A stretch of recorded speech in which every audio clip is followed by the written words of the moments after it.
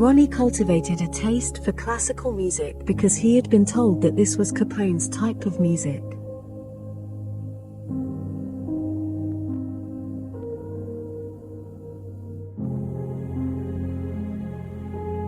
He wore an Albert watch and chain like Capone and had one overcoat made in roaring 20s style after seeing a film about the gangster.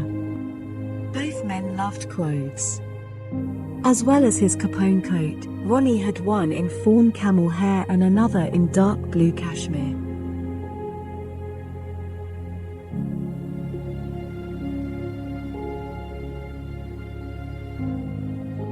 He had about 30 suits, some from Savile Row and the rest from his tailor in the East End, never less than 50 shirts which he seldom wore more than twice before giving them away, 10 pairs of casual slacks and various cardigans and sweaters, although he was not fond of casual clothes and preferred a conventional dark three-piece suit, and 25 pairs of shoes, mostly black.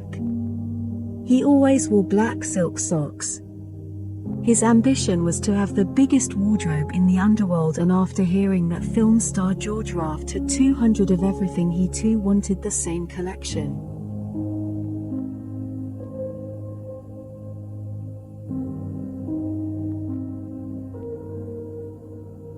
Reggie differed from his twin in that he liked casual wear. He possessed about 40 different sports shirts plus 30 conventional ones. His 14 suits included one which was almost pure white and, like his twin, he had a camel coat, and one in dark blue cashmere. He liked dreamy, slow music, and his favorite singers were in the Dean Martin and Andy Williams bracket.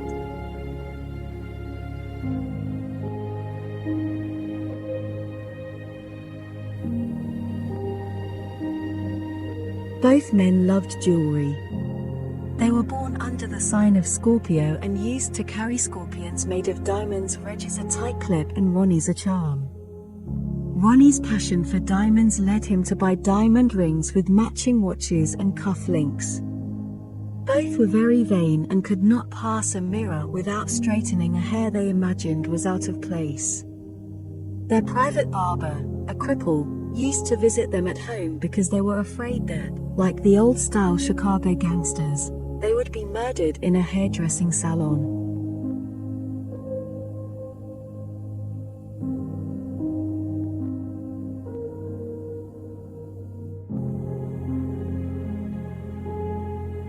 In his flat at Cedar Court, Cazenove Road, Ronnie Kray had a giant four-poster bed and mirrors for sex orgies.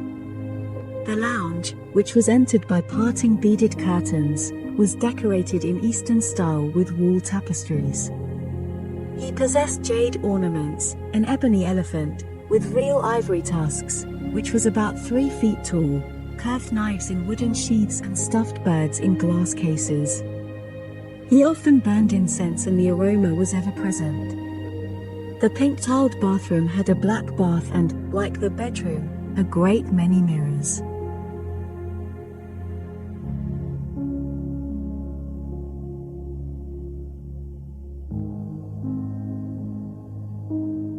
Henry Buller Ward often visited the flat and recalls his fascination for a built-in aquarium, plus the real centerpiece of Ronnie Kray's home, a long, revolving electric fire.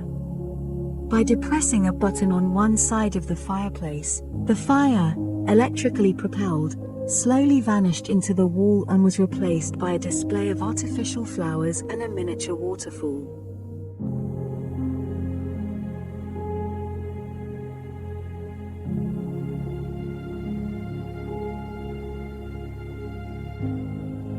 Ronnie's nightly ritual was to soak his feet in rose water and milk because he heard that this was the habit of old English kings. The twins loved motorcars. Reggie was a bad driver. He once had a brand new Mercedes 220 which he just abandoned after driving it into a hole in the road. In January 1968, he was fined £40 at Bow Street for driving without reasonable consideration, ignoring a traffic signal and driving without proper insurance.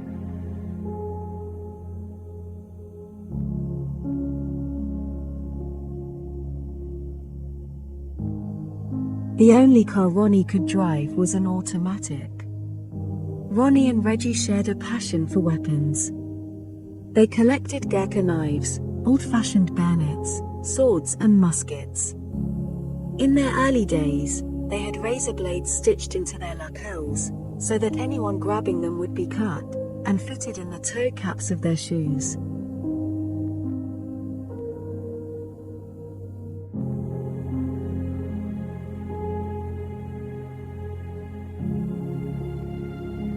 Neither could ever relax.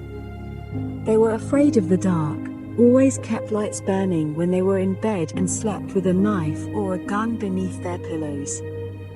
Ronnie greatly admired Hitler, and at one time tried to arrange a Kray youth movement along the same lines as the Hitler movement. He told Ronnie Hart, "I'm a genius. I'm like Hitler." He was a genius and he was mad. It's always been like that. Every genius is mad. He added that many of the world's famous men were, like him, homosexual, giving Oscar Wilde and Lawrence of Arabia as two examples.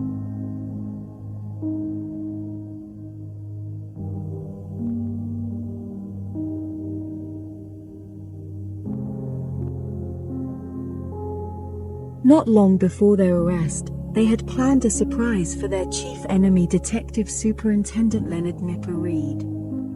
A bomb was to be attached to his car and, to this purpose, it was kept under observation on several occasions. Nobody, however, had a chance of sliding underneath the car for the simple reason that its driver never left his seat for a single moment.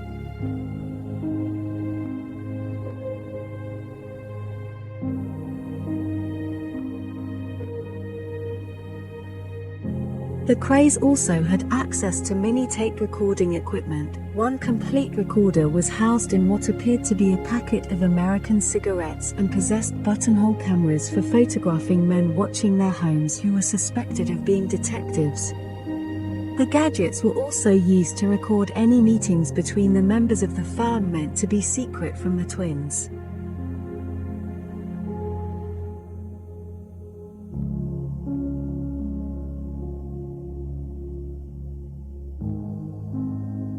Some people thought that Brother Charles was the brains behind the organization, but this was not so. The twins often humiliated him in front of other villains and sometimes gave him a beating. More than once he told close friends that he would like to get out of the organization, but he knew that if he did he might be harmed or even killed.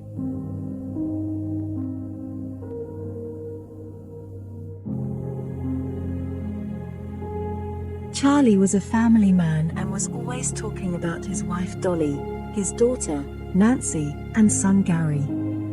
He disliked violence and as far as possible avoided it, never taking part in any of the beatings. He was unlike the twins too in dress and hobbies. He was conservative about clothes and had no more than 8 suits, all dark, 6 pairs of shoes and 2 dozen shirts. He had a motorboat and a caravan and used to go spearfishing in the south of France. Charles also wanted a home in the country, but he was anxious to buy a house as far away as possible from the twins. Long before the murders were committed, he had become scared of his brothers and was anxious to break away from them.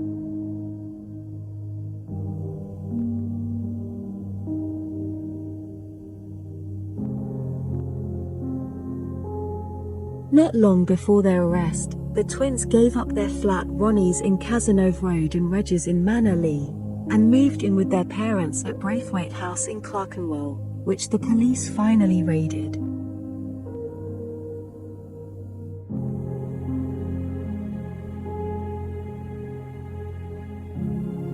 During the 39-day trial, in which 23 counsel were engaged, evidence was heard from 2 vital witnesses.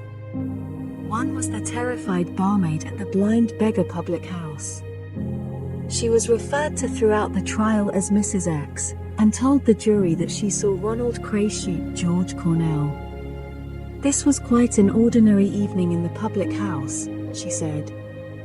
I served George Cornell and his two friends with drinks and went to put some records on the record player.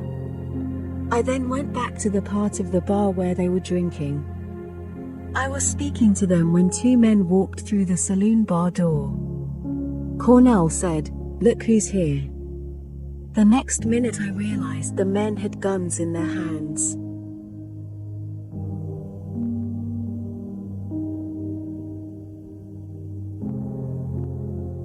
The first man shot Cornell in the head.